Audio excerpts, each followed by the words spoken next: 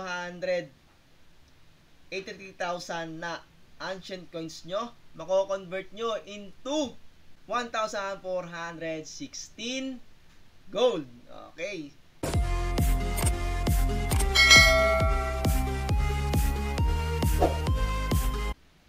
Okay guys, this is 500 plays. So for this video, pag-uusapan natin kung saan nga ba magandang gamitin ang ancient coins. So ang ancient coins, gagamitin natin in a practical way. So alam naman natin maraming nagkakamali dito, maraming nasasayang na ancient coins. So ituturo natin ang pinaka the best way na paggamit ng ancient coins para lang din sa pag-progress ng inyong karakter ng mabilisan. So huwag na natin patagalin, pero bago nga lahat, kung hindi ka pa nakapag-subscribe kay 500 plays, mag-subscribe ka na idol para lagi kang updated sa mga videos and tutorials natin, no? So, here na mga kaibigan, umpisahan na natin, Godspeed! Okay guys, dito magandang gamitin ang ating ancient coins, no?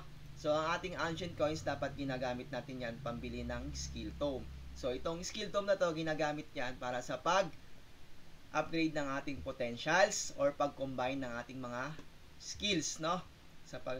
So, ito yung the best way para mabilis ang makakuha ng rare skill tome. Bukod doon sa skill token na nakukuha natin sa pagbobosan, we all know na mahirap talagang buuin yon dahil nga marami tayong nakakasabay sa pagbobosan, mga idol. So, kapag ka nagko-combine din tayo, nakakakuha rin tayo ng skill tome, pero yun nga, sabi ko, marami tayong nakakasabay sa pagbobosan. So, mahihirapan din tayo. So, mas maganda ito, gamitin natin dito kapag ka-upgrading tayo ng potentials natin or combining tayo ng ating mga skills. Okay mga idol, bukod dyan, dito ko pa ginagamit sa Lesser Yang Pill, no? So, ang Lesser Yang Pill, ginagamit ito sa pag-upgrade ng ating Inner Force and Mystic Crafting materials.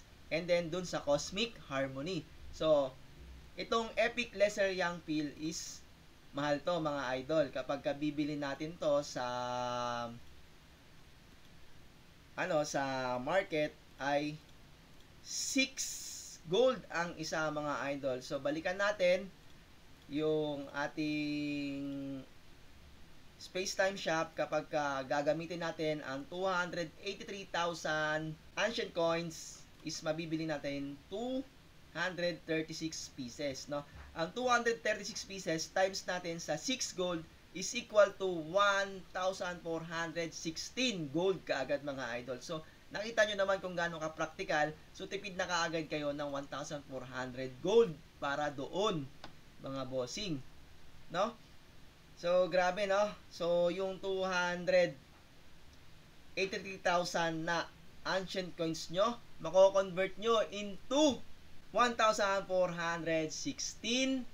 gold. Okay.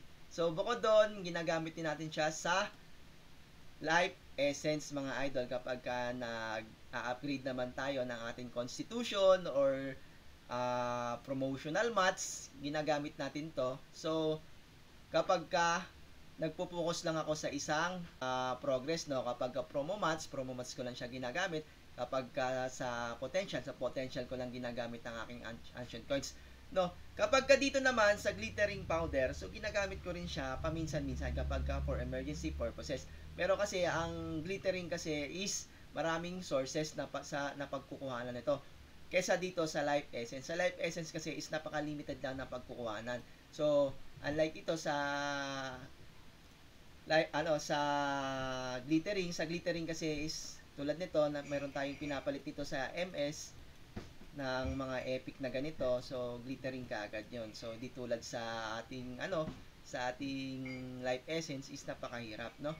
So, yun lang naman mga idol, sa tingin ko na mas practical ninyong gamitin o gamitin natin ang ating ancient coins sa tama at sa mabilisang progress ng ating karakter, ano?